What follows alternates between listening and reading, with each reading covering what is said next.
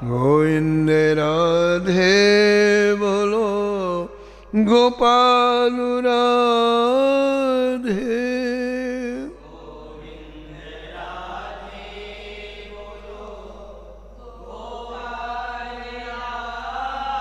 राधे राधे गोविंद गोविंद राधे।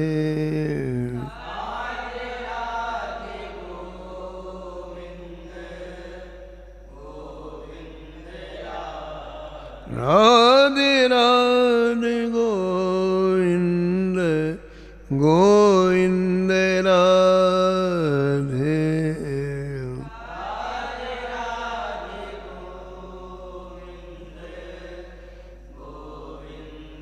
श्री जानकी वल्लभ लाल की, श्री मंगलमूर्ति हनुमान जी महाराज की, सपरिकर श्री भक्तमाल जी के, श्री स्वामी अग्रदास जी महाराज की, श्री नाभाजी महाराज की, श्री प्रियादास जी महाराज की, श्री वृंदावन धाम की, श्री बांके बिहारी लाल की, श्री राधा वल्लभ लाल की, श्री गिरिराज जी महाराज की, श्री यमुने महारानी की, श्री महाराज जी की।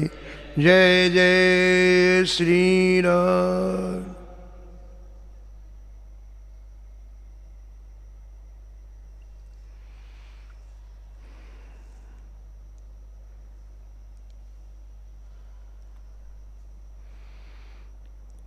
प्रातः स्मरणीय परम वंदनीय श्री नाभाजी महाराज, परम पावन ग्रंथ श्री भक्तमाल में भक्तों के दिव्य चरित्रों का वर्णन किया है। पूर्व प्रसंग में आप श्रवण कर रहे थे, कमला गरुड़ सुनंद आदि षोडश प्रभु पदरति, हनुमंत जामवंत सुग्रीव विभीषण सबरी खगपति, ध्रुव उद्धव अम्बरीश विदुर अक्रूर सुदामा, चंद्रहासु चित्रकेतु ग्राहगज पांडव नामा, कौसारो कुंती वधू पट ऐचत लज्जा हरि, हरिवल्लभ सब प्रार्थों जिन चरण रेणु आशा धरी। श्री नाभा गोस्वामी जी इस छप्पे में बहुत से प्रेमियों का स्मरण किया है। उनमें आप परम भागवत श्री चंद्रहास जी का परम पावन चरित्र श्रवण कर रहे थे।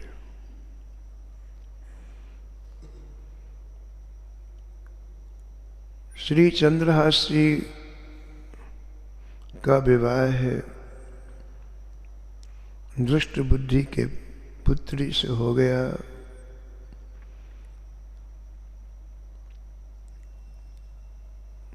दुष्ट बुद्धि ने बहुत चाहा कि ऐसा संयोग ना हो,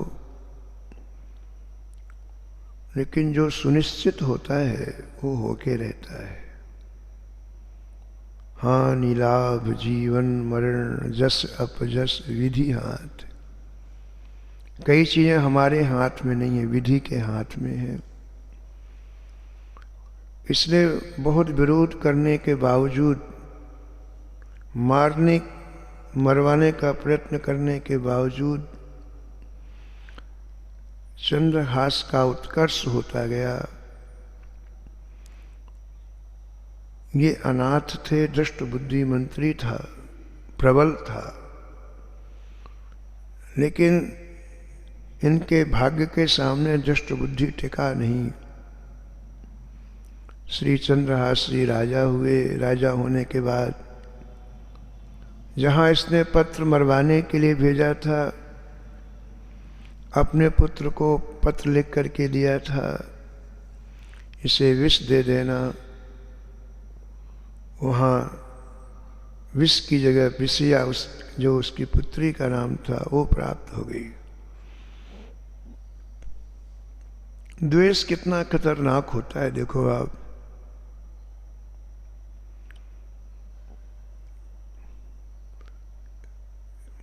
इसे तो खुशी होना चाहिए थी कि मैं मंत्री हूं और ये राजा है, तो मंत्री से तो राजा बड़ा होता है ना, और मेरी पुत्री का विवाह इससे हो रहा है, खुशी होनी चाहिए।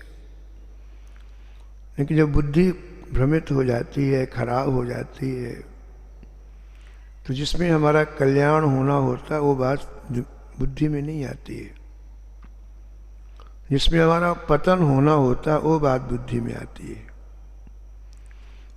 तो दुष्ट बुद्धि की बुद्धि क्यों खराब हुई? क्योंकि इसने अपराध किया। एक परम वैष्णव को मारने का मन में सोचा। परम वैष्णव को आप गाली दे दो, कठोर वाक्य बोल दो, डांट दो, उतने में ही अपराध हो जाता है। और इसने तो जल्लादों को भेजा मारने के लिए। अपराध होने से इसकी बुद्धि नष्ट हो गई, समाप्त हो गई।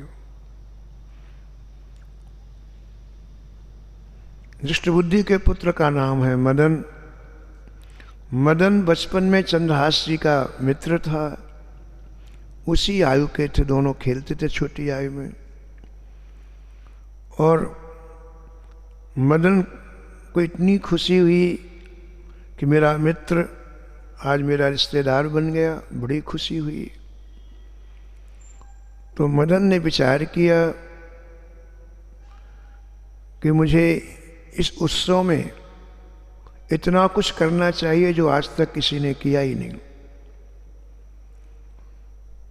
तो करीब 1 महीने तक उत्सव मनाया मदन ने।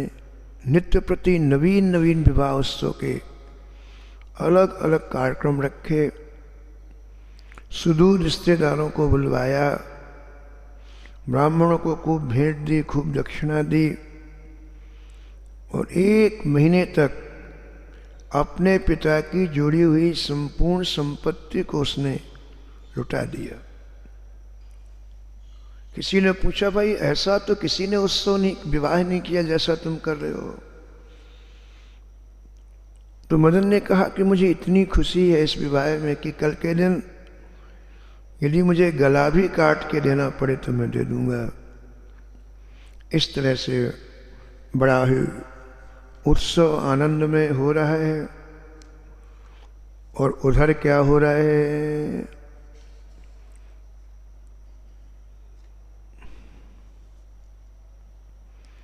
दुष्ट बुद्धि ने विचार किया 1 महीना हो गया है, अब चंद्रहास मर गया होगा, लोगों के दिमाग से बात चली गई होगी, सब चीज समाप्त हो गई होगी, अब मुझे चलना चाहिए।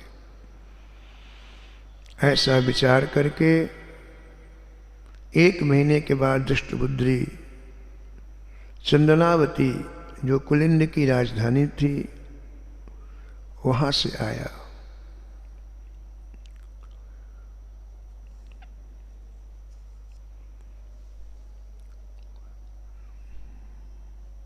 जैसे कुंतलपुर में पहुंचा वैसे ही यहाँ उत्सव हो रहा था। ब्राह्मण और संतों को खूब विदाई दे जा रही थी। तो उसने देखा कि बड़े बड़े बैंड बज रहे हैं, बाजे बज रहे हैं, क्या हो रहा है उसको समझ में नहीं आ रहा। इतने में ब्राह्मणों का समूह सामने आया और विचार किया, देखो लड़की का पिता आया है, इसके सामने यदि हम जाएंगे तो और हमें मिलेगा, इसलिए जोर जोर से बधाई हो कहने लग गए। अब उसको कुछ भी समझ में नहीं आ रहा। दुष्ट बुद्धि क्या हुआ क्या हुआ? पूछा, भाई किस बात की बधाई? अरे बोले आपकी बेटी का विवाह इतना अच्छा हुआ है, उसकी बधाई।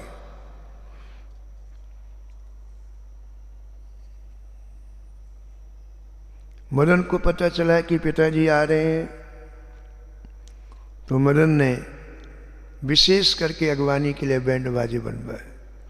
और वो बैंड बाजे बज तो रहे हैं लेकिन हृदय में चुभ रहे हैं दुष्ट बुद्धि के, क्या हो रहा है। आखिरकार अपनी कोठी में उतर करके पूरी बात जब पता चली, हृदय में आग लग गई। अपने कक्ष में गया और गुस्से में भर करके मदन को बुलाया। क्यों भाई, मैंने क्या कहा था, तुमने क्या किया? प्रियदास जी लिखते हैं, बैठो लय एकांत सुत, बैठो लय एकांत सुत, करी कहाँ भ्रांत यह, कहो सो नितांत कर, पाती लय दिखाई है, पाती लय दिखाई है।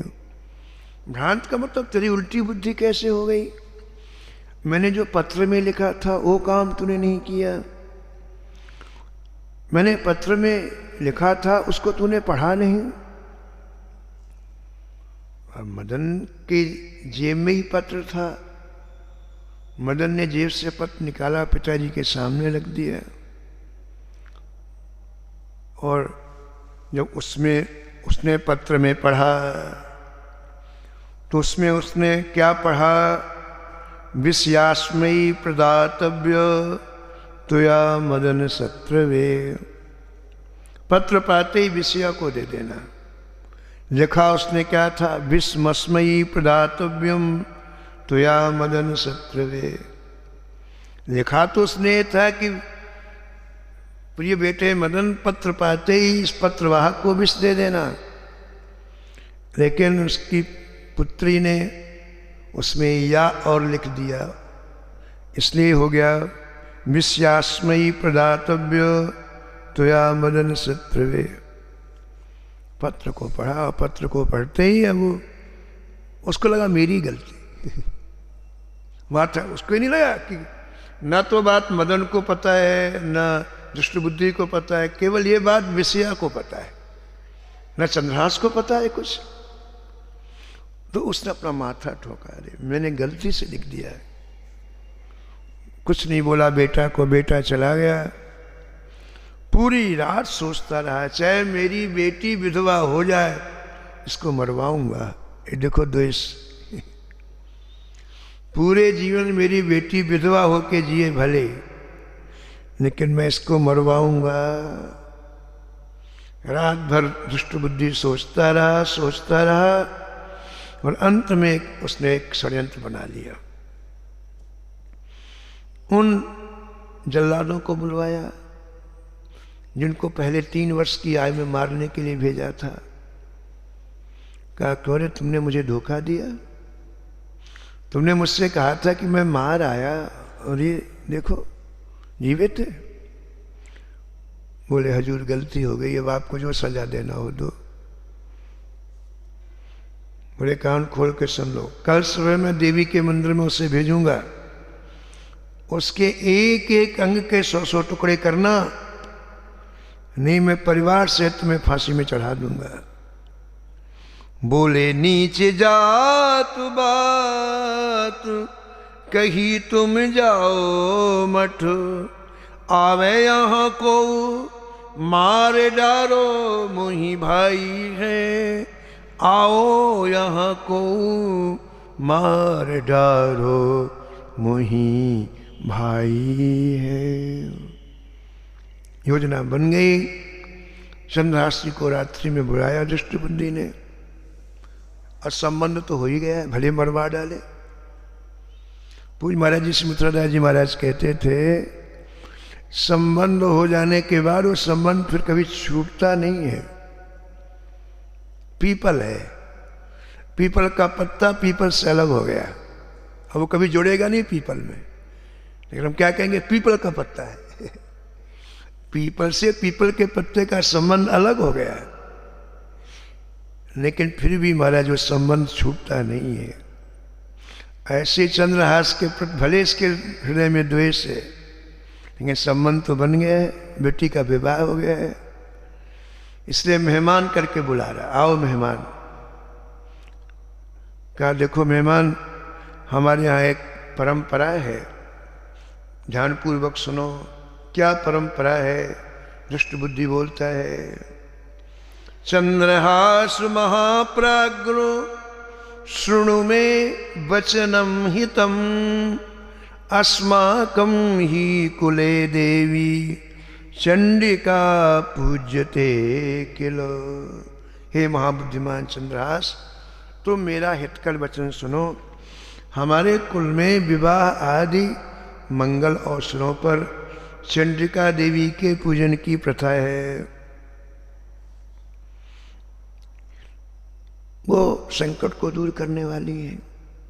इसलिए कल प्रातःकाल 4 बजे जाकर के तुम्हें चंडिका देवी का पूजन करना है। चंद्रहास ने कहा ठीक है पिताजी, चला जाऊंगा। देखो महल के बाहर रथ तैयार रहेगा, उसमें पूजन की सामग्री रहेगी और उस रथ में बैठ करके तुम्हें जाना है। बोले ठीक है।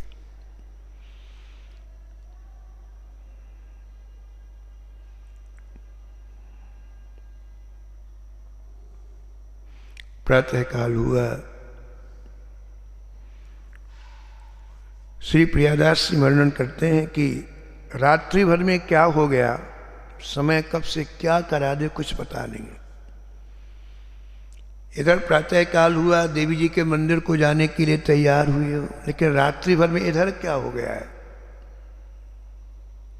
इधर ये हुआ, कुंतलपुर में क्या हुआ, कुंतलपुर नरेश के यहाँ क्या हुआ।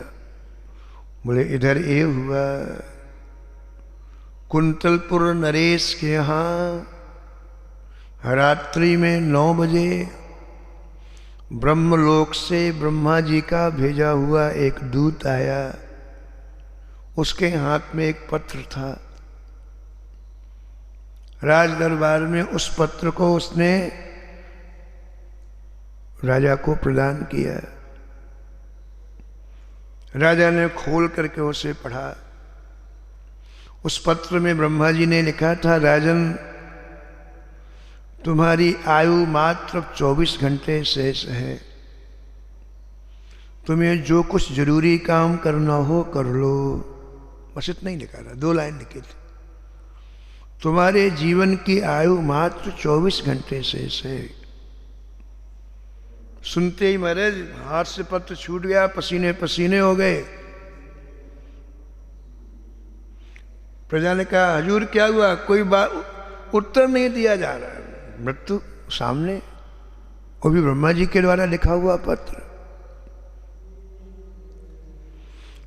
बड़ी देर, 1 घंटे के बाद जब अपने आप को संभाला तो विचार किया कि जो होना है वो तो होगा ही, कम से कम अपने कर्तव्य का पालन करूं।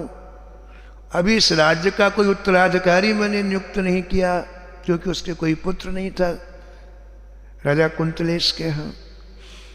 और मेरी बेटी चंपकलता का मैंने अभी तक विवाह नहीं किया, राजकुमारी का। तो मरने के पहले 2 काम बहुत जरूरी हैं, राज्य का उत्तराधिकारी और राजकुमारी का विवाह है। तो प्रजा थी, मंत्री थे, सबसे कहा देखो भाई ये पत्र आया है और अब मैं जीवित नहीं रहूं, आप लोग बताओ ऐसा कोई योग्य है जिससे मैं इस इतने बड़े राज्य का की जिम्मेदारी दे सकूं।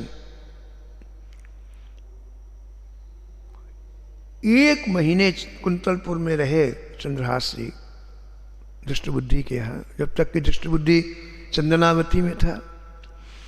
और 1 महीने में उनका इतना व्यवहार लोगों को प्रिय लगा कि पूरा कुंतलपुर उनको चाहने लगा। एक बार नानक जी के साथ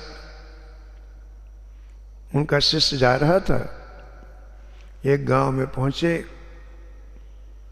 तो महाराज बड़ी गालियां दी लोगों ने गांव में नानक जी को, जूते चप्पल बरसाए। नानक जी कुछ नहीं बोले, गांव के बाहर गए, ऊपर भगवान की तरफ देखा, कहा हे भगवान, हे प्रभु, इस गांव के लोग एक ही जगह रहें और प्रसन्न रहें। जिन्होंने जूते चप्पल बरसाए, गालियां दी, उनसे नानक जी ने ठाकुर से कहा इस गांव के लोग एक ही जगह रहें और प्रसन्न रहें। 10-20 मील और चले तो दूसरा गांव आ गया, दूसरे गांव के लोगों ने बड़ा स्वागत किया नानक जी का। महाराज बैंड बाजे बजवाए, फूल पुष्प वृष्टि की, अरे अनेक तरह के पदार्थ लेकर के सम्मान किया, स्वागत किया। नानक जी चलते चलते गांव के बाहर आए और कहा, हे भगवान, इस गांव के लोग एक जगह न रहें, सब बिखर जाए, पूरे भारत में बिखर जाए, एक जगह इस गांव के लोग एक जगह न रहें। शिष्य ने कहा, कमाल हो गया गुरुजी, जिन्होंने गालियां दी उनको तो कह रहे हो एक जगह रहे, और जिन्होंने इतना सम्मान किया उनको कहते हो बिखर जाए, एक जगह नहीं। बोले, हाँ बेटा, ये अच्छे लोग जहां भी जाएंगे तो अच्छाई फैलाएंगे, और बुरे लोग जहां भी जाएंगे तो बुराई। तू एक ही जगह रहे हो। ऐसी देखो, चंद्रहास जी यहां आए तो अच्छाई फैलाई, लोगों के हृदय में भक्ति का संचार किया। कल आपने सुना था ना कि राजगद्दी में बैठते ही पहला संदेश प्रजा के नाम चंद्रहास ने दिया, जीवन अमूल्य है, आप लोग सबसे प्रमुखता भक्ति को दो, जीवन यापन करो, कर्तव्य का पालन करो, ध्येय भक्ति रखो, और तुमसे कोई राज्य कर नहीं लिया जाएगा, जो तुम कमाते हो सब सत्कर्म में खर्च करो। वही आभा प्रभा आपने कुंतलपुर में फैलाई। व्यक्ति के पास जो होता वही तो देता है। इसलिए जब प्रजा से पूछा गया कि यहाँ का राजा किसे बनाया जाए, तो प्रजा एक स्वर में बोली, चंद्रहास जी को।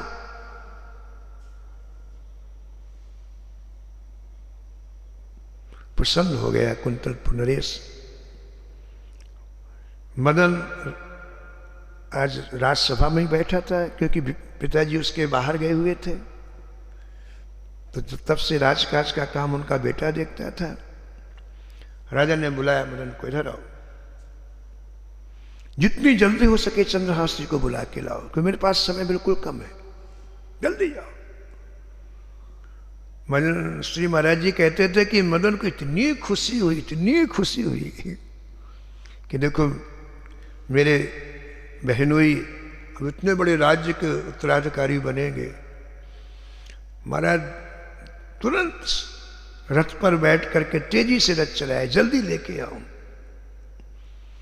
पूरी रात्रि मीटिंग चली, सुबह के 4 बज गए थे, तो 4 बजे चंद्रहास जी देवी पूजन करने के लिए चले, और 4 बजे ही मदन चंद्रहास जी को लेने के लिए चला। दोनों चले। चंद्रहास जी के साथ सारथी था और मदन स्वयं रथ चला रहा था।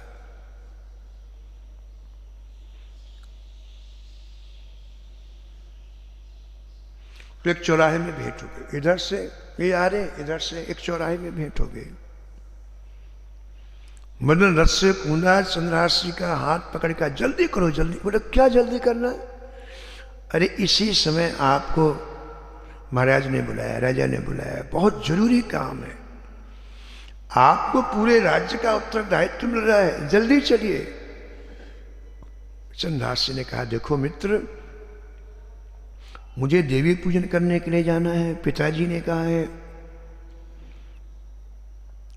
मदन ने कहा, वो काम बाद में हो जाएगा। बोले, नहीं नहीं, अपराध लगेगा यदि मैं देवी पूजन नहीं करूंगा तो। मदन ने कहा, मेरी बात आप समझ क्यों नहीं रहे? समय बहुत कम है, आपको चलना बहुत जरूरी है। प्रतिनिधि भी तो देवी पूजन कर सकता है, मैं चला जाता हूं देवी पूजन करने के लिए, आप जाओ। एक नहीं सुनी मदन ने। महाराज उनके पूजन की सामग्री अपने रथ में रख ली, सारथी से कहा, ले जाओ राज दरबार में ले जाओ। चंद्रहास जी राज दरबार पहुंच गए। मदन देवी जी के मंदिर में पहुंच गया। सुबह 4 बजे, अंधेरा तो था ही। जल्लाद लोग गुस्साए बैठे थे, नंगी तलवार लिए, कि एक बार इसको क्या छोड़ दिया, हमारे प्राणों पर आप अब इसको नहीं छोड़ेंगे। उन्हें देखा भी नहीं कि चंद्रहास है कि उसका बेटा है। अंधेरे में तलवार उठाई और शरीर के टुकड़े टुकड़े करके फेंक दिए, वहीं डाल दे, देवी के मंदिर में डाल दे। और चुपचाप चले आए। सूचना दे दी कि हमने मार दिया। दृष्टबुद्धि बड़ा प्रसन्न हुआ। उधर क्या हुआ, चंद्रहासी राजधानी में गए और राजा कुंतलेश ने बड़े सम्मान पूर्वक उनका अभिषेक किया। और अभिषेक करने के बाद अपनी बेटी चंपकलता का विवाह, गंधर्व विवाह करा दिया। जयमाला डलवा दी, गंधर्व विवाह से करा दिया। पूरी राजधानी में चंद्रहास्य की जय जयकार होने लग गई।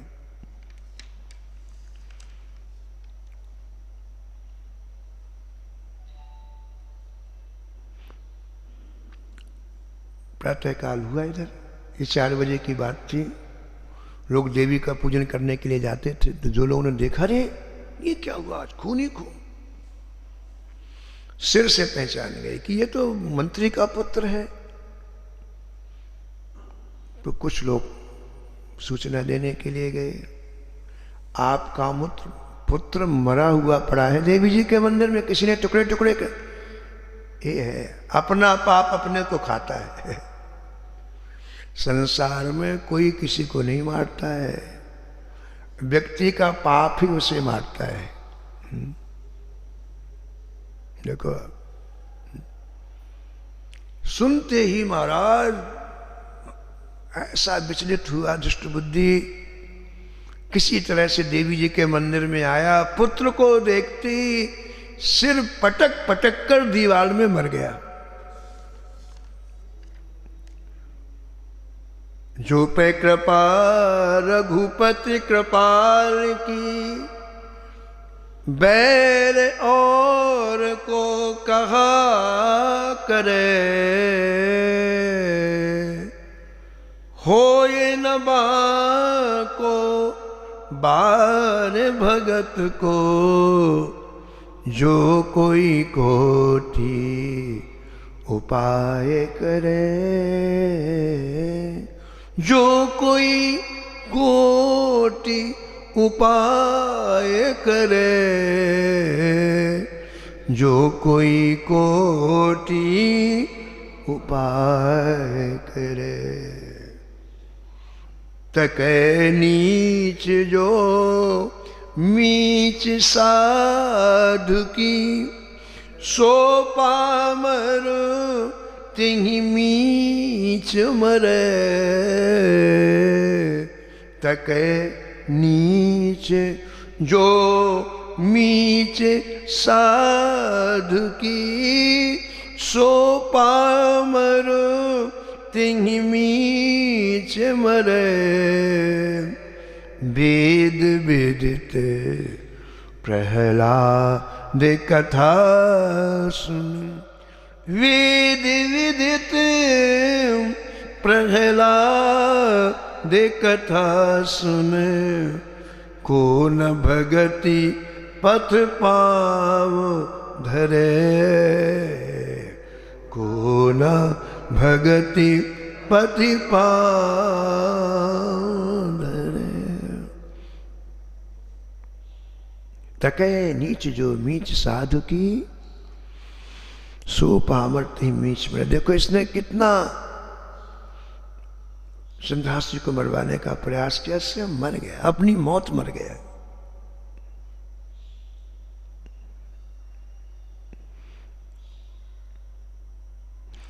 श्री गोरीदाव जी में सुतीक्षण दास जी रहते हैं, पुरुषोत्तम जी जानते हैं इनकी।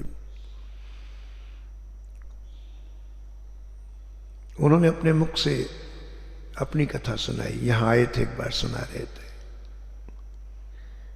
बोले महाराज जी, हमको ऐसी भगवान की कृपा हुई कि हम रासलीला में जाते तो रासलीला के स्वरूपों में साक्षात दर्शन होता ठाकुर जी का, साक्षात बिल्कुल। और बोले हम सब जहां बैठे रहते वहां से इतना आवेश आता कि वहां से कूद करके मंच में पहुंच जाते। मान लो जहां गमला रखा है वहां बैठे, यहां लीला हो रही है, तो वहां से छलांग लगा कि हाँ आवेश आ जाता है और पैर पकड़ के फिर बेहोश हो जाते हैं।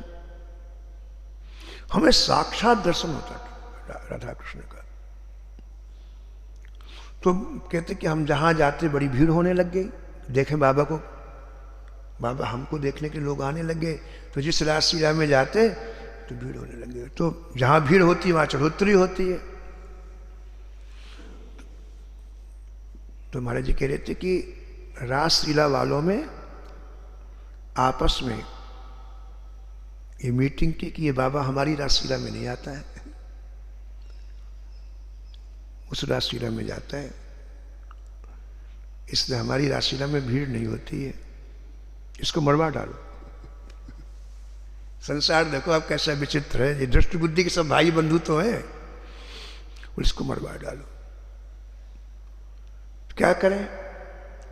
बोले ये जो काम करते ना उनको पैसा दो। तो उन लोगों ने जो मारने का काम करते हैं उनको पैसा दिया। और तो उनका तो पैसा है, उनका तो पैसा है भाई, कोई पैसा किसी को मार देंगे। तो महाराज जी बता रहे थे कि उन लोगों ने अब खोजबीन की कि कितने बजे कहाँ जाता है, कहाँ बैठता है, कहाँ उठता है, मारने में कहाँ तक हमें सुविधा रहेगी। तो महाराज जी बोले कि हम ठीक 4 बजे रोज यमुना जी जाते थे शाम को। यही ठंडी का समय था, यही ये इधर की यमुना जी चामुंडा के आंगरे जाते हैं ना, गऊ घाट वाली यमुना जी। अब तो बहुत कुछ ठीक, पहले बिल्कुल जंगल था, बिल्कुल जंगल था, खेत की मेड़ से यमुना जी जाना होता था। तो बोले कि हम 4 बजे जाते थे, वहीं शौच स्नान करके फिर 1 घंटे बाद वापस आते थे अपने स्थान पर। उन लोगों ने बोला ये समय ठीक है, उस समय लौटते समय अंधेरा भी हो जाता, जंगल में कोई रहेगा नहीं, मार देंगे बाबा को।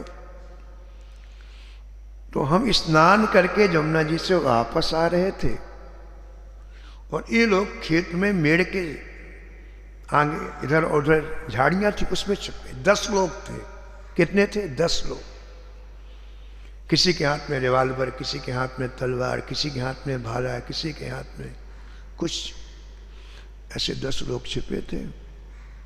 हम कमंडल में जल और माला झोली हाथ में जब करते हुए आ रहे थे। मेड़ के ऊपर से खेत की पगडंडी होती पतली सी, तो सामने से 10 निकल आए। बाबा 1 कदम आगे चला तो गोली मार देंगे। श्री सुतीक्षण दास जी कहते थे कि महाराज जी हमें कोई भय नहीं लगा, कोई डर नहीं लगा। वो अपने अपने हथियार लेकर के, बंदूक लेकर के, हमको कोई भय नहीं लगा। न उनके रुकने से हम रुके, हम ऐसे ही चलते। न हमने उनसे कुछ कहा, न उनकी तरफ देखा, न भयभीत हुए। जो हमारी चाल थी उसी चाल से हम चलते रहे। माला चल रही थी हाथ में, हम चले गए। करीब 100 कदम आगे पहुंचे। पता है क्या हुआ? जितने लोग मारने के लिए बाबा को आए थे सबके सब मुंह पत्थर बन गए, पत्थर, स्टैचू। उनका हथियार भी पत्थर बन गया। तलवार पत्थर बन गई, रिवाल्वर तो पत्थर बन गई, चाकू सब पत्थर। जैसे स्टैचू खड़ी होती है ऐसे स्टैचू। उनके शरीर न हाथ हिल रहा है न पैर हिल रहा है, उनको केवल ये आभास हो रहा है कि हमारी श्वास चल रही, बस। सब के सब पत्थर। अब उनको ये निश्चय हो कि हम मरेंगे। जब ये निश्चय हो गया कि हम मरेंगे तो उस सब 10 के 10 मन ही मन बाबा की शरण में गए। हे बाबा हमारी रक्षा करो, हमसे बहुत बड़ा अपराध हो गया है, हमारी गलती क्षमा करो। हे बाबा हमारी गलती क्षमा। ऐसे रोना, आंसू, पत्थर में के आंसू निकलेंगे अंदर मन से। ऐसी प्रार्थना जो करने लग गए, आवाज तो निकल नहीं रही है।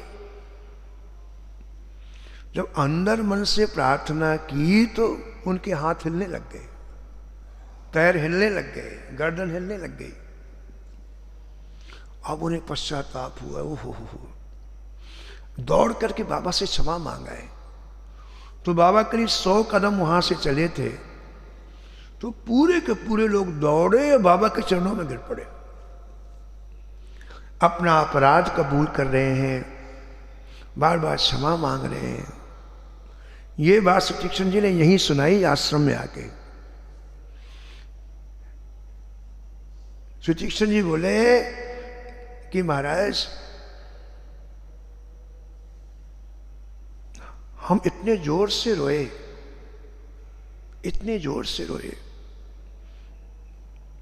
हमारी अंतरात्मा ने कहा कि लोग कहते हैं कि प्रहलाद की रक्षा की भगवान ने, आज करते हैं ठाकुर जी, कोई उनका हो गए तो देखे। आज इस कलयुग में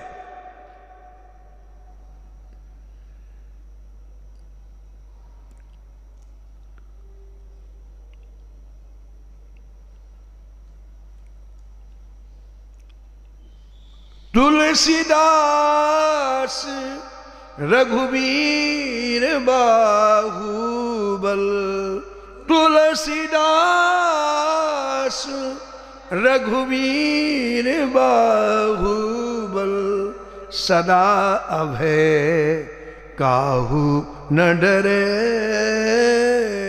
सदा अभय काहू न डरे, काहू न डरे,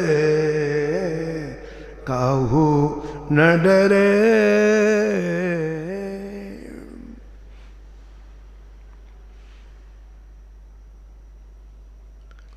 चंद्रहास जी के पास सूचना गई है। श्री चंद्रहास जी को पता चला है, जैसे थे वैसे भागे। संत कह रहे हैं कितना करुणावान होता है, दयावान होता है। इतना कुछ करने वाले के पृथ्वी मन में कोई कुछ भी भाव नहीं, दुर्भाव नहीं। उसकी मृत्यु का समाचार सुनते आप भागे, नंगे पैर भागे हैं। देवी जी के मंदिर में आए हैं, देखा है एक तरफ मदन मरा पड़ा हुआ है, एक तरफ दुष्ट बुद्धि मरा हुआ पड़ा है। महाराज चंद्रहास जी ने हाथ जोड़ करके देवी जी के चरणों में प्रार्थना किया है कि या तो आप प्रसन्न हो, आपने क्रोध करके इन्हें मारा है, या फिर मैं अपने सिर को भी आपके चरणों में अर्पण कर रहा हूं। सुने चंद्रहास चले बीग मठ पास आए, सुने चंद्रहास चले बीग मठ पास आए, ध्याए पग देवता के काटे अंग रागी है, काटे अंग रागी है। चंद्रहास जी अपना सिर काट करके देवी जी को चढ़ाने के लिए तैयार हुए। मूर्ति से देवी जी प्रकट हो गई, चंद्रहास जी का हाथ पकड़ लिया और कहा, चंद्रहास तुम्हें पता नहीं ये तुमसे द्वेष करता है, इसलिए मैंने इसे मारा है। कहो तेरो दो द्वेषी आही, क्रोध करो मारो मैं ही, मैंने इसे मारा है। कहो तेरो दोषी आही, क्रोध कर मारो मैं ही। मां, आप तो मां हो, आपको मारना थोड़ी चाहिए, करुणा करना चाहिए। ऐसा संसार में कौन जीव है जिससे कोई ना कोई गलती नहीं हो जाती है। मां, ये जीव माया से ग्रसित है, इसे अपने कल्याण का कुछ भी पता नहीं है, इसलिए मेरी प्रार्थना सुनकर के इन्हें जीवन दान दीजिए। चंद्रहास की भाव भरी स्तुति सुनकर के देवी जी प्रसन्न हुई हैं, उनको जीवन दान दिया है। ग्रंथकार कहते हैं कि ये बड़ा अभागी था, दुष्ट बुद्धि, लेकिन चंद्रहास जी ने अब इसे भाग्यवान बना दिया। अभागी कौन है? गोस्वामी जी विनय पत्रिका में लिखते हैं, ते नर नरक रूप जीवत जग, आदमी नहीं जी रहा है, नरक जी रहा है। ते नर नरक रूप जीवत जग, भव भंजन पद विमुख अभागी, भव भंजन पद विमुख अभागी। श्री ठाकुर जी के चरण कमलों से जो विमुख है वो व्यक्ति नहीं जी रहा है, साक्षात नरक ही है। और जितने लोग मिलेंगे उनको नारकीय बनाएगा वो। इसलिए महान अभागा है, लाखों लोगों को नरक प्रदान कराएगा, इसलिए महान अभागा है। लेकिन महाराज चंद्रहास जी का आज अनुग्रह हो गया, तो अब अभी भाग्यवान हो गया, इसकी बुद्धि बदल गई और महापुरुषों में इसके प्रति भावना हो गई, चंद्रहास जी के प्रति इसके हृदय में श्रद्धा हो गई। देव जी ने कहा कि ये तो आपने इनके लिए वर मांगा, लेकिन मैं तुमसे बहुत प्रसन्न, तुम मांगो। ये तो आपने इनके लिए वर मांगा, ये जीवित, लेकिन तुम मेरे से कुछ वर मांगो। चंद्रहास जी ने कहा ठीक है मां, यदि आप भक्ति वर देना चाहती हैं तो वर दीजिए।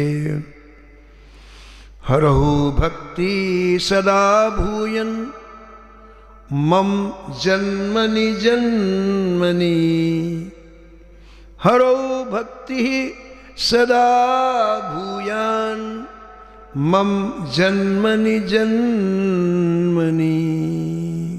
हे जगत को पवित्र करने वाली देवी, आपको प्रणाम है।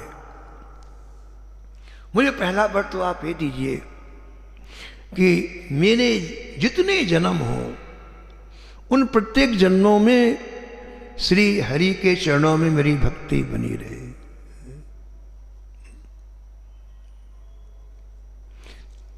जेहि जोनि जन्म कर्म बस, जेहि जोनि जन्म कर्म बस, तहाँ राम पद अनुराग, तहाँ राम पद, तहाँ राम पद अनुराग, तहाँ राम।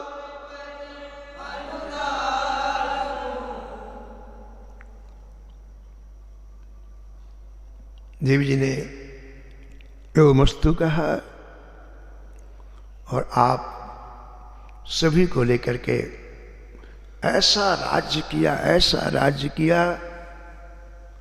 कहते एक भी ऐसा व्यक्ति नहीं था जो परम भागवत ना बन गया।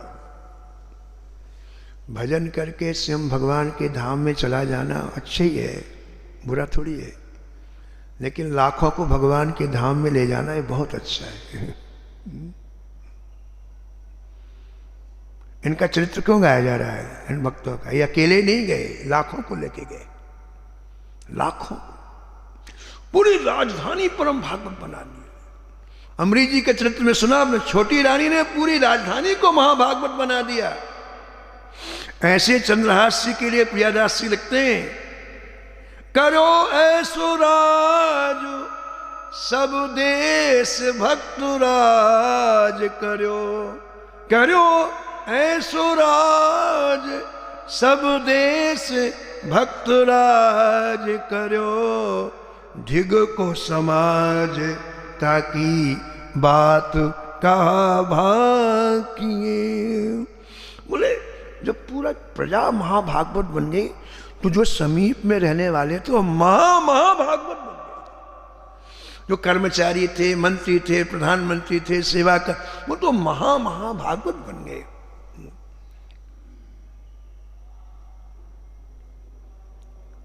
प्रियादास जी कहते हैं ऐसे राजा को प्रजा आंखों में रखने लग गई, गद्दी में नहीं, आंखों में रखने लग गई।